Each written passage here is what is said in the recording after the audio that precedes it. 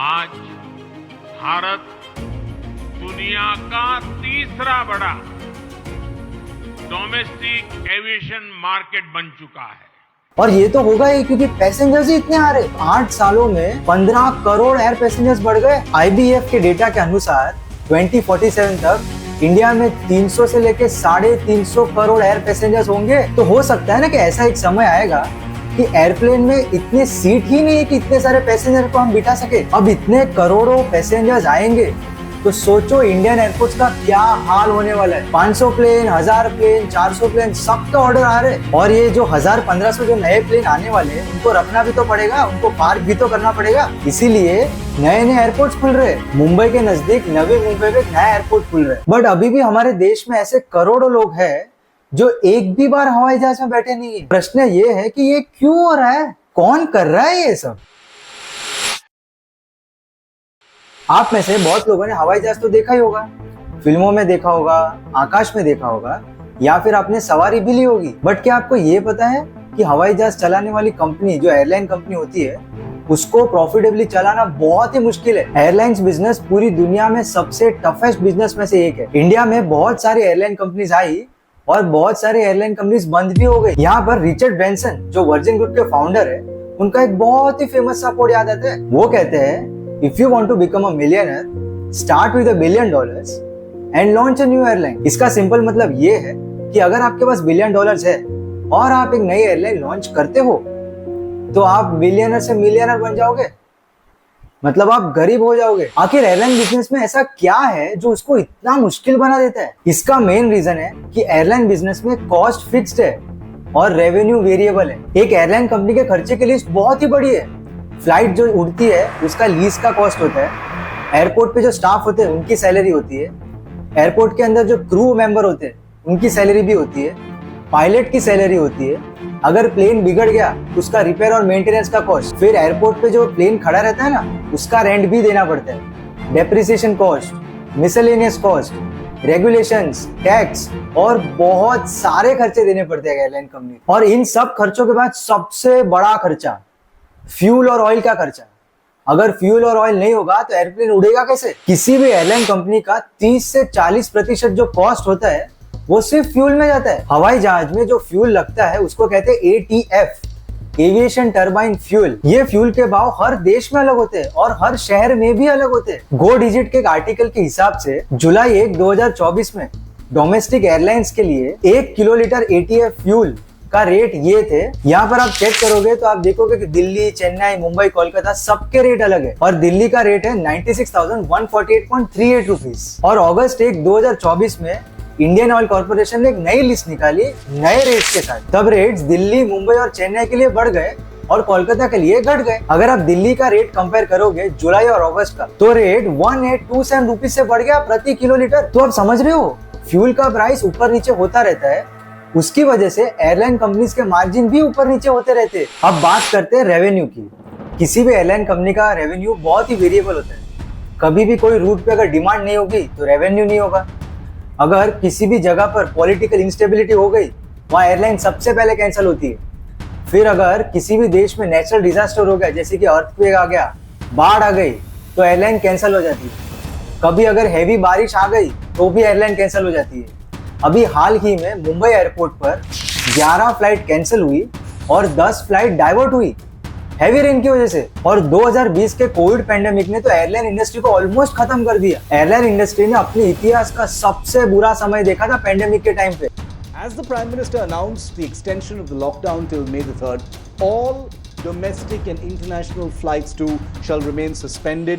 Pandemic के बाद Indian aviation industry में एक ऐसी हलचल मची हुई है जो देख के आप शॉक हो जाओगे। जो एविएशन इंडस्ट्री 2 साल के लिए शांत थी, आज बहुत ही तेजी से ग्रो कर रही है। इकोनॉमिक टाइम्स के एक आर्टिकल के हिसाब से इंडिया की जो डोमेस्टिक एविएशन इंडस्ट्री है वो पूरी दुनिया में 3rd लार्जेस्ट हो गई, यूएस और चाइना के बाद। और ये तो होगा ही क्योंकि पैसेंजर्स ही इतने आ रहे। आज भारत दुनिया का तीसरा बड़ा डोमेस्टिक एविएशन मार्केट बन चुका है।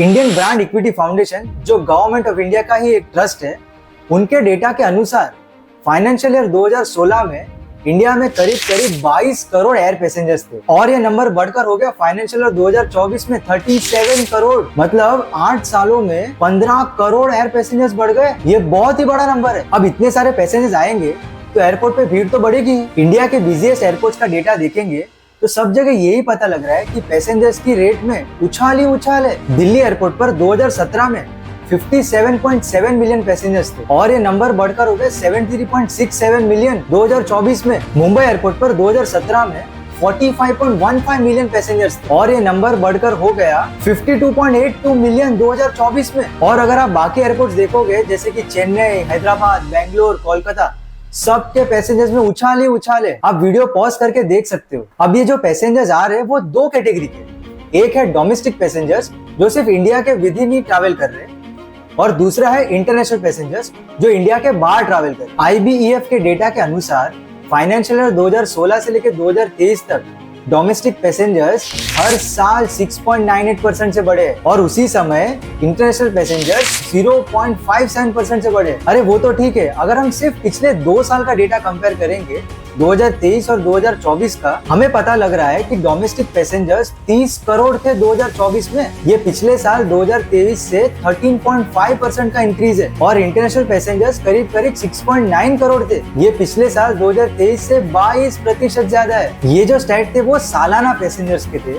इंडियन एयरपोर्ट्स में तो डेली लाखों पैसेंजर्स आ रहे हैं। अप्रैल 21, 2024 को इंडियन एयरपोर्ट्स पर 4,71,751 पैसेंजर्स थे और उस दिन जो फ्लाइट उड़ी थी वो थी 6.28। ये रिकॉर्ड ब्रेकिंग है इंडियन एविएशन हिस्ट्री में। और अब हमारे एयरपोर्ट्स का तो नाम ही मत लो, वो तो रिकॉर्ड पे रिकॉर्ड तोड़े जा रहे हैं। 11 नवंबर 2023 को मुंबई एयरपोर्ट ने एक दिन में अपने इतिहास के सबसे ज्यादा पैसेंजर्स देखे। वो थे 1,61,760 पैसेंजर्स और वो दिन जो फ्लाइट उड़ी थी वो थी 1032। अगर मुंबई एयरपोर्ट रिकॉर्ड बना रहा है तो दिल्ली एयरपोर्ट भी कहाँ पीछे रहेगा। 28 नवंबर 2023 को दिल्ली एयरपोर्ट ने रिकॉर्ड ब्रेकिंग पैसेंजर्स देखे एक दिन में, वो थे 2,21,000। 25 नवंबर 2023 को हैदराबाद एयरपोर्ट ने सिंगल डे हाईएस्ट पैसेंजर्स देखे अपनी हिस्ट्री में, वो थे 75,000। अब इतने सारे पैसेंजर्स आ रहे इंडियन एयरपोर्ट्स पर तो जाहिर सी बात है कि एयरक्राफ्ट मूवमेंट भी तो बढ़ेगी। एयरक्राफ्ट मूवमेंट की सिंपल डेफिनेशन ये है कि एक एयरपोर्ट पर कितने अराइवल हुए और कितने डिपार्चर हुए। उदाहरण के तौर पे मान लो दिल्ली एयरपोर्ट पर एक फ्लाइट दिल्ली से मुंबई जा रही है और दूसरी फ्लाइट बेंगलोर से दिल्ली आ रही है, तो यहाँ एयरक्राफ्ट मूवमेंट हुई 2, एक अराइवल और एक डिपार्चर। IBEF के डेटा के अनुसार FY17 में एयरक्राफ्ट मूवमेंट थी 2.05 मिलियन और FY24 में ये बढ़कर हो गई 2.67 मिलियन, यानी कि एयरक्राफ्ट मूवमेंट भी 3.85% के CAGR से बढ़ी है हर साल। अब एयरलाइन पैसेंजर्स बढ़ रहे हैं, एयरपोर्ट पे भीड़ बढ़ रही है, एयरक्राफ्ट मूवमेंट भी बढ़ रही है, तो इतने सारे जो पैसेंजर्स है वो अल्टीमेटली तो प्लेन में ही चढ़ रहे हैं और हमारे पास प्लेन तो लिमिटेड है और प्लेन के अंदर सीट्स है वो भी लिमिटेड है। हमारे पास करंटली 785 प्लेन्स ही है। तो हो सकता है ना कि ऐसा एक समय आएगा कि एयरप्लेन में इतने सीट ही नहीं है कि इतने सारे पैसेंजर को हम बिठा सके। भारत की जो बड़ी एयरलाइन कंपनीज है उन्हें ये पता चल गया है कि ये डिमांड तो नहीं रुकने वाली, पैसेंजर्स हर साल बढ़ने वाले आगे जाके, तो उन्होंने एयरबस और बोइंग के पास नए एयरप्लेन का ऑर्डर भी देना चालू कर दिया है। एयर इंडिया ने 470 नए प्लेन्स का ऑर्डर दे दिया है। आकाशा एयर जो अभी रिसेंटली लॉन्च हुई है उन्होंने भी 150 एयरप्लेन्स का ऑर्डर दे दिया है और इंडिगो एयरलाइंस ने 1000 प्लेन का ऑर्डर दे दिया है। Air India recently unveiled deals for 470 jets. This includes 220 planes from Boeing and 250 from Airbus. Boeing जो एक एयरक्राफ्ट मैन्युफैक्चरिंग कंपनी है, उनके एक वाइस प्रेसिडेंट ने कह दिया है कि इंडिया को 2042 तक 2500 प्लेन्स की जरूरत होगी क्योंकि डिमांड इतनी होगी। तो आप समझ रहे हो इंडियन एयर पैसेंजर्स इतने तेजी से बढ़ रहे हैं, इसके लिए एयरलाइन कंपनीज को कंपलसरी नए नए प्लेन मंगवाने पड़ रहे हैं ताकि ये नए पैसेंजर्स बैठ सके। अब इतने सारे नए एयरप्लेन्स आएंगे आगे के 10-20 सालों में तो उन्हें किधर न किधर तो पार्क करना ही पड़ेगा। ऐसा तो नहीं है कि वो पूरा टाइम हवा में ही रहेंगे, उनको भी पार्किंग की जरूरत तो पड़ेगी और पार्किंग होगी इंडियन एयरपोर्ट्स पर। तो इंडियन एयरपोर्ट्स की जगह तो लिमिटेड है, इसीलिए इंडिया को कंपलसरी नए नए एयरपोर्ट्स भी खोलने पड़ेंगे। प्रेस इंफॉर्मेशन ब्यूरो के मुताबिक 2014 में इंडिया में सिर्फ 74 एयरपोर्ट्स ही थे और ये 2023 में बढ़कर होगा 148। ये सीधा डबल हो गया 9 सालों में। और ये कहानी यहाँ रुकने नहीं वाली। गवर्नमेंट का प्लान है कि 2047 तक इंडिया में 300 एयरपोर्ट होने चाहिए। मतलब अभी जो 148 एयरपोर्ट्स है उसके भी डबल होंगे। And now India plans to more than double its airport count to 300 by 2047 on the back of an 8-fold increase in passenger traffic. अभी तक मैंने आपको जितने स्टैट्स दिखा है उसका फाइनल समरी ये है कि जैसे जैसे पेंडेमिक के बाद नए नए इंडियन पैसेंजर्स आ रहे हैं वैसे एयरपोर्ट पे बहुत ज्यादा ही भीड़ बढ़ रही है। एयरपोर्ट पे फुटफॉल बढ़ रहा है और इतने सारे पैसेंजर्स की वजह से एयरक्राफ्ट मूवमेंट भी बढ़ रही है। ज्यादा प्लेन टेक ऑफ कर रहे हैं, ज्यादा प्लेन लैंडिंग कर रहे हैं और अभी हमारे पास प्लेन्स तो लिमिटेड है, उसकी वजह से सीट्स भी लिमिटेड है और पैसेंजर्स तेजी से बढ़ रहे हैं। इसीलिए एयरलाइन कंपनीज अभी से ही नए प्लेन्स का ऑर्डर दे रही है। 500 प्लेन, 1000 प्लेन, 400 प्लेन, सबका ऑर्डर आ रहे हैं और ये जो 1000-1500 जो नए प्लेन आने वाले हैं उनको रखना भी तो पड़ेगा, उनको पार्क भी तो करना पड़ेगा। इसीलिए नए नए एयरपोर्ट्स खुल रहे हैं। ये अलग अलग जगहों पर नए एयरपोर्ट्स खोलने का एक और फायदा है, इससे इंडिया में टायर 2 और टायर 3 सिटी से कनेक्टिविटी बढ़ जाएगी। बट अब प्रश्न ये है कि ये क्यों हो रहा है, कौन कर रहा है ये सब? इसके बहुत सारे कारण हैं, बट उसके पहले मैं आपको एक इंटरेस्टिंग चीज दिखाता हूँ। किसी भी देश का एविएशन सेक्टर का ग्रोथ उस देश की जीडीपी पर कैपिटा से डायरेक्ट रिलेशन में होता है। इसको हम प्रूव भी कर सकते हैं। यहाँ हमारे पास 2 ग्राफ्स है। पहला ग्राफ है इंडिया के पर कैपिटा जीडीपी का 2012 से लेकर 2023 तक और दूसरा ग्राफ है इंडिया के एयर पैसेंजर्स का 2016 से लेकर 2024 तक। अगर ये दोनों ग्राफ को आप कंपेयर करोगे तो आपको एक डायरेक्ट कोरिलेशन दिखेगा। 2016 से लेकर 2019 तक जैसे जैसे पर कैपिटा जीडीपी बढ़ रही थी वैसे वैसे एयरलाइन पैसेंजर्स भी बढ़ रहे थे।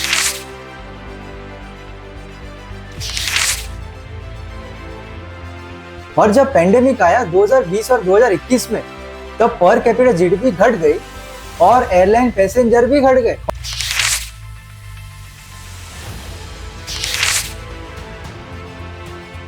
और फिर जब पेंडेमिक के बाद रिकवरी हुई तो 2023 में और 2024 में पर कैपिटा जीडीपी वापस बढ़ गई और एयरलाइन पैसेंजर्स भी बढ़ गए।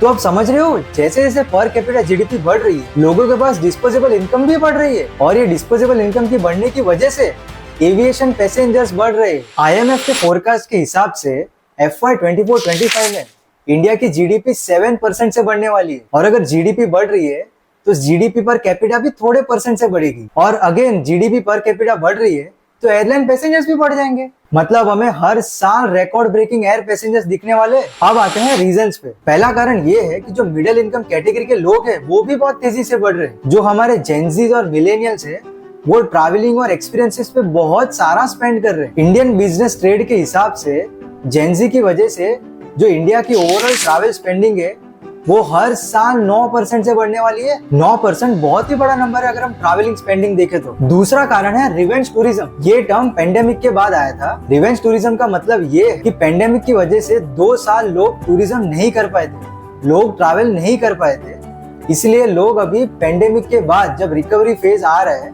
तभी लोग बहुत तेजी से ट्रैवल कर रहे हैं ताकि वो पेंडेमिक से बदला ले सके। और पेंडेमिक के बाद रिमोट वर्किंग कल्चर बहुत तेजी से बढ़ गया है। लोग अब स्टेकेशंस कर रहे हैं, वर्केशंस कर रहे हैं। इसकी वजह से भी ट्रैवल डिमांड बढ़ रही है और अगर ट्रैवल डिमांड बढ़ रही है इसकी वजह से एयर पैसेंजर्स भी बढ़ रहे हैं। तीसरा कारण है इंडिया की वर्किंग पॉपुलेशन भी बढ़ रही है। अगर आप देखोगे इंडिया में इंटरनेशनल कंपनीज के ऑफिस खुल रहे हैं, ग्लोबल ट्रेडिंग हब्स भी खुल रहे हैं, स्टार्टअप्स खुल रहे हैं और इनमें जो काम करने वाले वर्किंग प्रोफेशनल्स, एंटरप्रेन्योर्स, फाउंडर्स ये लोग बिजनेस ट्रैवल भी ज्यादा कर रहे हैं। थॉमस कुक इंडिया जो एक ट्रैवल एजेंसी है उनके हिसाब से बिजनेस क्लास ट्रैवल में 50% का जंप आ गया है। अब हमें पता लग गया है कि एयर पैसेंजर्स क्यों बढ़ रहे हैं। बट अभी भी हमारे देश में ऐसे करोड़ों लोग हैं जो एक भी बार हवाई जहाज में बैठे नहीं है। न्यूज 18 के एक आर्टिकल के हिसाब से इंडिया के जो 1% हाउस होल्ड है वो ही 45% ऑफ फ्लाइट्स लेते हैं। ये बहुत ही स्क्यूड डेटा है। अगर हम हमारी पॉपुलेशन देखें वो है 140 करोड़ और सालाना जो एयर पैसेंजर्स जा रहे हैं वो है 30 करोड़। तो अभी भी बहुत सारा ग्रोथ बाकी है। हमने जो पिछले 2 साल में पैसेंजर ग्रोथ देखा है वो सिर्फ टिप ऑफ द आइसबर्ग है। आगे के 10-20 साल में एविएशन इंडस्ट्री वो ग्रोथ करने वाली है जो हम सोच भी नहीं सकते। ये तो एक फिल्मी मूवमेंट हो गया। और ये तो सिर्फ ट्रेलर है, पिक्चर अभी बाकी है मेरे दोस्त। अब ये एक्सपोनेंशियल पैसेंजर ग्रोथ की वजह से हम पर और हमारी इकोनॉमी पर बहुत बड़ा इम्पैक्ट होने वाला है। पहला इम्पैक्ट है हाई पैसेंजर ट्रैफिक। IBF के डेटा के अनुसार 2047 तक इंडिया में 300 से लेकर 350 करोड़ एयर पैसेंजर्स होंगे और उसमें से 10 से 12% इंटरनेशनल पैसेंजर्स होंगे। अब इतने करोड़ों पैसेंजर्स आएंगे तो सोचो इंडियन एयरपोर्ट्स का क्या हाल होने वाला है। बहुत सारे इंडियन एयरपोर्ट्स अपने सैचुरेशन पॉइंट पे पहुंच जाएंगे। सैचुरेशन पॉइंट यानी कि हर एयरपोर्ट अपने फुल कैपेसिटी में ऑपरेट हो रहा है। Highest number of passengers, highest number of aircraft movement. अब इससे ज्यादा पैसेंजर हैंडल करने की कैपेसिटी ही नहीं है एयरपोर्ट के पास। केपा इंडिया जो एक एविएशन रिसर्च और एडवाइजरी फर्म है, उनके हिसाब से इंडियन एयरपोर्ट्स अगले 7 सालों में सैचुरेशन पॉइंट पहुंच जाएंगे। बेंगलोर, मुंबई, हैदराबाद एयरपोर्ट 2028 से लेकर 2033 तक सैचुरेशन पहुंच जाएंगे। कोलकाता एयरपोर्ट, चेन्नई एयरपोर्ट 2032 तक सैचुरेशन तक पहुंच जाएंगे। दूसरा इम्पैक्ट होगा टिकट के दाम में। अगर इतने सारे करोड़ों पैसेंजर्स आने वाले और हमारे पास एयरप्लेन से वो तो लिमिटेड है, यानी कि सप्लाई लिमिटेड है और डिमांड बहुत बढ़ रही है। इसकी वजह से एयरप्लेन की जो टिकट होती है उसकी प्राइस बढ़ जाएगी। तीसरा इम्पैक्ट होगा पायलट शॉर्टेज। हमारी गवर्नमेंट हर साल सीपीएल लाइसेंस इश्यू करती है पायलट्स। ये सीपीएल लाइसेंस यानी कि कॉमर्शियल प्लेन लाइसेंस, ये लाइसेंस पायलट को दिया जाता है ताकि वो प्लेन उड़ा सके। इसको अगर आसान भाषा में कहे तो जैसे हमें ड्राइविंग लाइसेंस मिलता है रोड पर गाड़ी चलाने के लिए, वैसे पायलट को भी ये सीपीएल लाइसेंस मिलता है प्लेन उड़ाने के लिए। डीजीसीए के डेटा के अनुसार हर साल गवर्नमेंट 600 से 700 सीपीएल लाइसेंस इशू करती है। 2022 में 1081 लाइसेंस इशू हुए थे, 2023 में 1622 लाइसेंस इशू हुए थे, ये रिकॉर्ड ब्रेकिंग। और 2024 में 993 सीपीएल लाइसेंस इशू हुए। और जिस हिसाब से नए एयरक्राफ्ट को ऑर्डर दिया जा रहा है, ये नंबर्स अभी भी बहुत ही कम है। इंडिया को अगले 10 सालों में 17,000 से 18,000 पायलट की जरूरत है, यानी कि हर साल 1700 से 1800 लाइसेंस इशू होने चाहिए, जो नहीं हो रहे। इसकी वजह से हर साल एक डेफिसिट क्रिएट हो रहा है पायलट्स का। इसकी वजह से पायलट शॉर्टेज की संभावना है फ्यूचर में। और ये पायलट शॉर्टेज की वजह से एक नई कनेक्टेड प्रॉब्लम आएगी, जो है पायलट फटीग की। क्योंकि कम पायलट्स है, जो अभी एग्जिस्टिंग पायलट्स है उन्हें ज्यादा काम आएगा फ्यूचर में, क्योंकि पायलट शॉर्टेज है।